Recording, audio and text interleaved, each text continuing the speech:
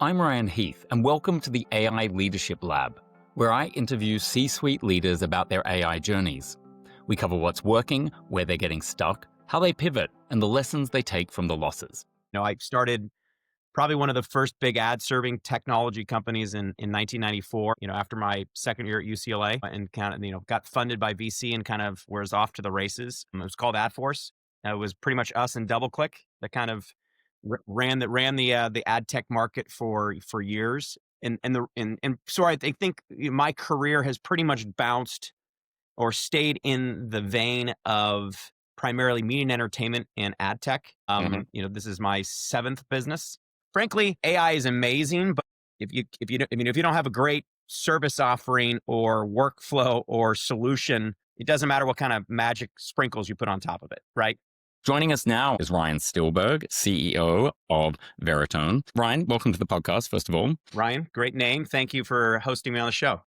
We're already winning. Now, Veritone's not an old company by any means, but you have been around before the advent or the deluge of generative AI over the last 3 years, and you've got a deep history in the ad tech world. Can you tell us a little bit about your own AI journey and sort of how much you've had to retool over the last 3 years? It has been an exciting journey, and obviously the speed and acceleration and advancement of AI, right, is, I think, impressing and dazzling you and I, right, who've sort of been in the space now for a while. But our journey with AI really started from an ad tech problem, trying to understand how I can target an ad against a piece of audio and video, primarily when we started to sort of see the writing on the wall back in the day that you weren't just going to see static websites, but you were going to see a very organic audio and video ecosystem on the web. We needed a way to start to understand and process audio and video at scale, transcription, object detection, machine vision. Those became critical components for us to start to create structure around audio and video, right? So I think because of our background in ad tech, our entry point into this ecosystem of AI, again, was really about bringing structure to unstructured, messy audio and video. Yeah. And honestly, that's so important, that point about bringing structure to all of it, because what I found is the reality is most organizations' data is just a total mess. And then one of the hurdles that they sort of perceived internally about their ability to use AI is like, well, our data isn't organized, so we then can't apply it to any of this new AI. And it's really interesting to hear you talk about how that doesn't necessarily need to be true. They've been people like yourselves who've been out there thinking about ways to bring structure to all of that. And that can help people get out of that kind of like first hurdle that they sometimes feel stuck with when it comes to their own AI journey. I think companies, again, we started in media and entertainment. And I like to say is, if you're Amblin Studios or NBC Universal, a couple of our clients, they're experts in their primary data asset, which is the audio and video itself, right? For most other companies, I would say what they're trying to understand or apply AI to is a secondary or derivative set of data silos, right? And you're right. Most of these groups are trying to figure out their journey just to move stuff to the cloud, right? And we all know now fundamentally is if you don't have a great handle on your data, right, there is no concept of doing something, I'd say, relatively or disproportionately unique leveraging AI, right? You really got to understand and embrace cloud at times, right? And embracing the data journey before you can, I'd say, uniquely apply AI to your business model. Now, we're trying to make it easy and showing up with, frankly, applications, right? And workflows that are natively embedded with AI, so you don't have to worry about that. A lot's changed over the last decade, but I still think that we're still in the understanding, managing the data side of the AI equation, and we're not quite there ready to just go sprint and apply this to any enterprise. Yeah. Now, that point about not being able to skip a step, for some enterprises, they also have to add a step, I would argue. And what I'm thinking about there is sort of those that are in the regulated industries, and you work with a lot of those sort of companies. What, if anything, is special about deploying AI in those heavily regulated fields? Well, for us, let's talk about what we're doing with the public sector, really let's say the Department of Defense. A lot of our original architecture of AIware was readily deployed, the full stack in commercial cloud, right?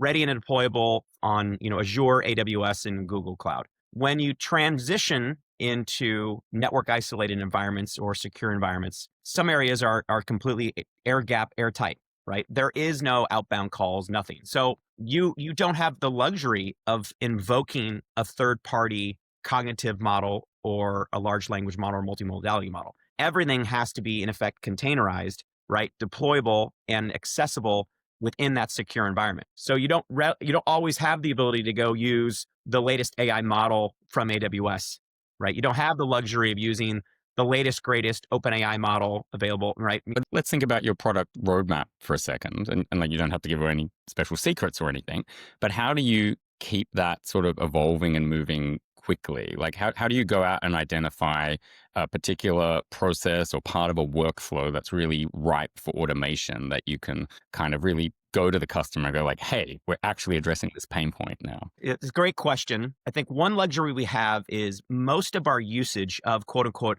our AI solutions is still traditional applications, right? Primarily web-based applications. So meaning tactile, Ryan, you are using your keyboard at times, you're using your mouse and other things, and you're using our AI solution. I'll use an example. One of our applications is called Track for public safety. In effect, it helps them sift through, tens of thousands of hours to find objects or people of interest, right, across disparate video assets. So there's an operator that's using that software. And yes, the backend models, the AI models are making it more efficient, right, to identify those people of interest, et cetera.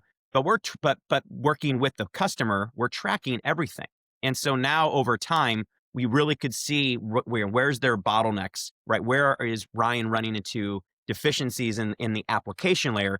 Is it fundamentally something wrong? And here's a big one. Is it wrong with the AI model, or is it wrong with the application layer that's inhibiting, right, your best utilization of the solution? So tracking that, and what I love about, and I'll throw in the agentic opportunity of how we're leveraging it is having that not generic co-pilot, if you want to call it that, but that fully integrated agent, one to n number of agents that is helping not just do something radically new, but helping them get the most value out of the application they already have, right? And so for us, when we're looking at is obviously we monitor everything. How are you using it? What is your product? Where are you running into traps? Where's their gaps, delays, in use of the application? But then having AI models learn what you're doing and then be able to the goal here is to greatly extend and amplify your capabilities, Ryan. And there's a lot of data right there. If you've architected your software in our mind correctly, you better be tracking everything you do, because then I can reinforce, right? Either fix the application or fix the AI models to improve the solution. Yeah. Well, that sounds like a good example of where if someone isn't willing to do that tracking, they're kind of, it sounds like it could be a fairly common mistake in how a given enterprise is integrating AI into their workflows. Like, one is, do you agree with that? And then two, are there other sort of common mistakes that you come across where you really you try to tell them, hey, you shouldn't do that, or you wish you had the space and the leverage to get them to avoid a certain mistake? I think we're envisioning a kind of dynamic UI application experience right here in the short term. So I'll give you an example.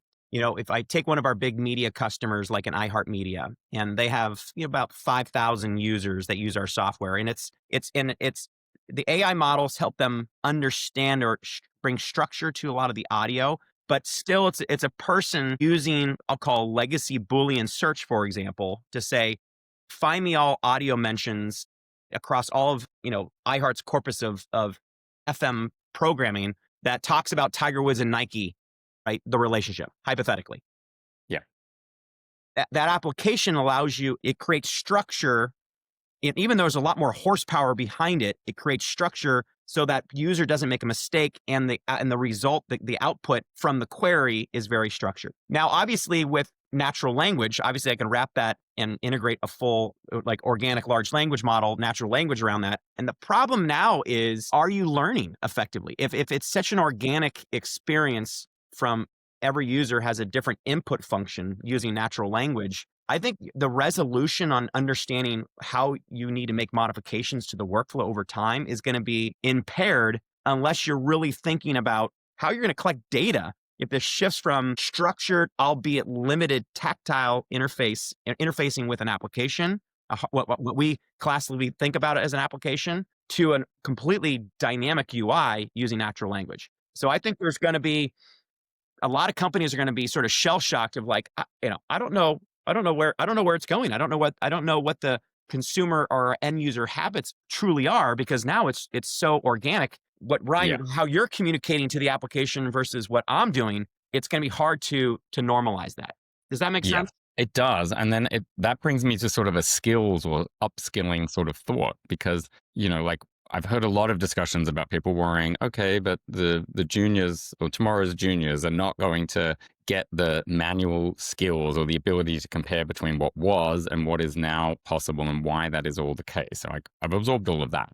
But then you're raising a sort of similar but slightly different point, which is that if you don't, if too much of your own thinking gets automated now, like your ability to improve the product later might disappear. Then we might not realize how lucky we are that we've got a before and after data set in our own minds. And then all these next round of people might be a bit stuck. And so that raises some really important skill questions. I don't know what the answer Yeah, is, but but we could spend forever on this one. I mean, we're living this change right now. I think it's that what I'm seeing is leveraging both different types of people coming into this equation, right? There's you and I that say have been predominantly educated through more structured applications, workflows. And then you have people who have no concept. I'll say no inhibitions to walking in and saying, this is ridiculous. I should be able to openly communicate with my data, right? Using natural language. I think the magic is in the combination, right?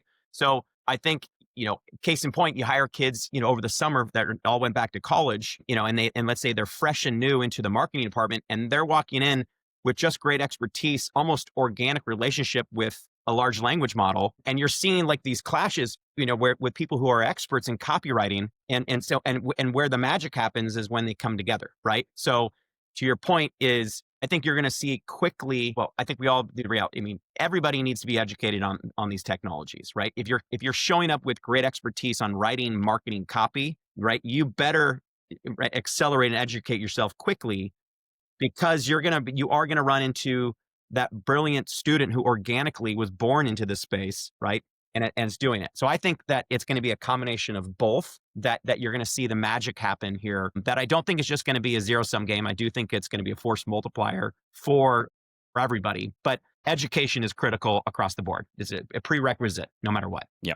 We touched a bit on ROI earlier in the conversation, and maybe the metrics are going to be different for everyone. I've got, like, obviously there are efficiencies. For me, the real dividends come when you get to the space where you can innovate and just build completely new things. Like the efficiencies are going to become the table stakes, is my personal view on it. Do you have any views on what are some useful new metrics for ROI around using your products or other AI tools that you think people listening need to think about? Yep. I mean, I think those are very custom, right? And I think you got to be they're very subjective relative to what your use cases are. And I think that's where you're going to see major differentiations or companies who are that level of of understanding and invoking and leveraging AI are going to see the huge dividends. For us, for example, and I have to speak in context to the type of solution that we're offering, is if I say that the U.S. Tennis Association, right? What we're doing for them is, we're both in cloud but on site, so we actually have local AI where we're actually processing everything that they're capturing, not just what you and I see that's broadcast over the air, but every raw feed of every camera, every voice, every mic is all coming in and being indexed in real time. And so the ROI for them, Ryan, is speed to get this content out, which translates into dollars, more ad dollars, right? And more, obviously, I'll say, supporting their sponsors quickly. We can now truly identify and document and have hard metrics on performance and ROI. If I take that same technology stack and I go to CNBC, another customer, their ROI metrics are radically different, right? Same technology that's creating that opportunity. It's how you apply that to your unique business and your unique business processes, where I think you're going to see those next type of returns for new revenue generation or ROI improvement. Yeah, I love that. Like the one thing I was thinking of as you said that is just allows so much deeper fan engagement now, which is what drives up your audience, allows them to bring in better, bigger sponsorship deals next year and so on, because the fans have gone from having to watch the 3 games on network TV 20 years ago and that's it, or you pay your $500 to go out to the stadium, versus now anyone can experience every single match in multiple different ways that was just never possible a generation ago. Here's something fascinating about that. It's anecdotal, but back in the day when we used to shoot everything on film, there was always a ratio of, because it was so expensive, how much could you shoot versus what was actually edited down to the final product. Hmm. Let's say the coverage back in the day was 3 to 1. Seriously, you shoot 3 hours, you edit it down, they would dump that footage. They wouldn't use it. They're like, there's no value. And now they want it because we can actually afford to store this and we can mine it leveraging AI. We like to say is don't ever throw away your ore. You don't know really where the gold or diamonds are going to be, sort of materialized or processed through. Yeah. Yeah. I mean, it's just wild when you think about how many silent films or early TV shows that, like, they just exist as Wikipedia pages now. We don't even Correct. have the original material for those reasons you described. Right. We never have to do that again. Yeah. Now, maybe let me get, like, positively selfish with you for a second. Like, I love hearing about customer stories that, for example, you were surprised by, where a customer has figured out some use case of your technology and you never imagined they would do it that way. Well, I think this was a little bit older, but I just think, this is the kind of, magic that can happen when you can, you got two parties that just fully jump into it. It's a little bit older of a deal we did, but Stats Perform Hmm. is a client and partner. When you think about sports, I'm stuck in the sports vein because, the US Open's happening, but as we know, every time somebody swings a bat, throws a ball, catches something, there's a piece of metadata that's created, right? How fast was that, pass thrown, how many yards, etc. It runs every sport application we like. We're obsessed with metrics and data, right? And sports obviously is married to those metrics. There's two companies that dominate that, right? So they pool it together and they sell it, and it runs every sports betting app, Sports Hmm. Radar and Stats Perform. Okay. So Stats Perform, we kind of went to them, I think we met them at a trade show years ago Hmm. and said, you're producing all this data, but you have a limitation. Obviously, imagine if we could create a generative AI based solution organically where I could take your raw data feed and turn it, that stat line, into an organic play by play in 50 different languages. And in like in near real time, we were taking just static data and added intuition, tone. We sucked in a data feed from like the weather, and it blows your mind. You're like, I can't believe it. Like we took 5 bits of data and turned it into an organic, multilingual, right, approach. Those things to me, like, I'm actually getting, like kind of like tingly now thinking about it. Did it generate tons of money? No, but those are the kind of things that I just think that creative minds, when people fully embrace all the latest tools here, is stuff that magic's going to happen, and you're going to see that in, whether it's in the military or media and entertainment or back office. But first thing I thought of when you were saying all that was LA 28. Like, this is Olympics gold. Like, Gold. never mind the 50 languages in soccer. It's 200 languages and 200 countries and 30 sports. That's where we Correct. need to get stuff. Now, I also love numbers, seeing as we're on a statistics line of thought at the moment. And I recently read that you surpassed 5 trillion tokens through your VDR offering. People often get like overwhelmed or confused by numbers like that. What does that signify for the company more broadly, or where the AI industry is headed? And you called it right. Is a data science, right, marketing plant and drop that we put out there on purpose, right? And so what that means is when we look at the amount of training data that was required to build these initial unbelievably exciting foundational transformer models, GPT-2, etc. They're all based upon the concept of parameters or a level of training data, often from our vernacular defined as tokens, to train these models. So think of it as, how many books have you read, you and I, right? How much input is going into my brain before you and I can sit down and have this conversation? So obviously phase one, real quick, as we all know, a lot of these models went out and sort of sucked down the public web data, right? Primarily text. Obviously, they're having to pay for it now. There's IP laws and all these things. But text was first, then images, and now we're dealing with audio and video that are, sort of the latest state of the art AI-based models. To put it in context, right, that 5 trillion amount of token, frankly, was about the size of the data corpus that was used to create, I believe, Chat GPT. Yeah.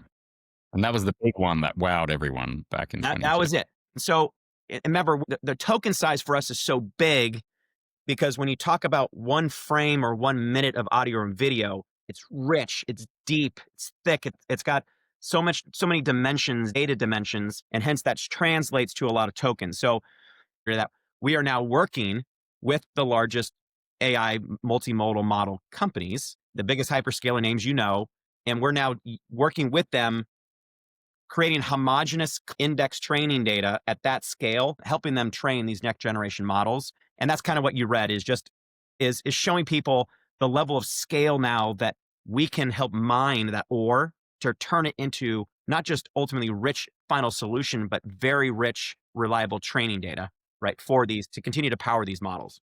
Yeah, that makes a lot of sense. I mean, when you're offering a specialist product, you don't want to be training on someone's mom's Facebook posts. Like you need to have the specialist Yeah. data to make it work. Yeah, it's matured fast. I mean, the space where a lot of people think like they just wait for the new car to come out, right?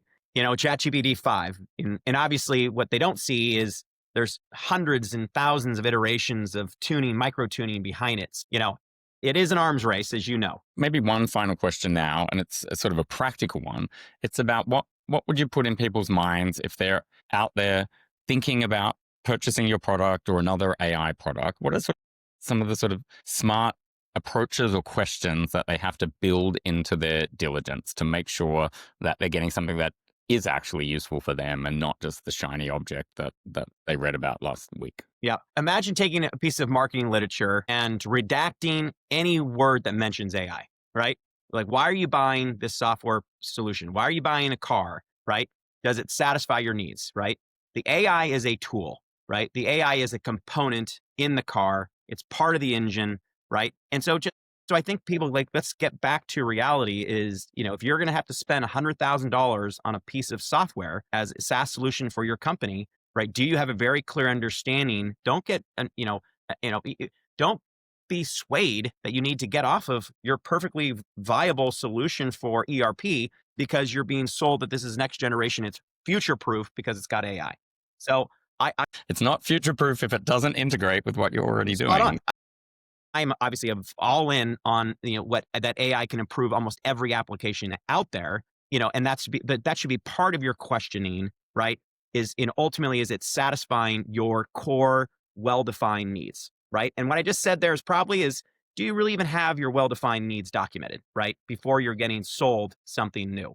Is it going to, and try to separate your very valuable money from your pocket is it going to move the needle for your business like today, next week, et cetera, et cetera. So I think it's classic business sales, right? And now you're just saying, how is AI improving that and making it even more efficient for you? Ryan Steelberg, thank you so much for joining us. Thank you.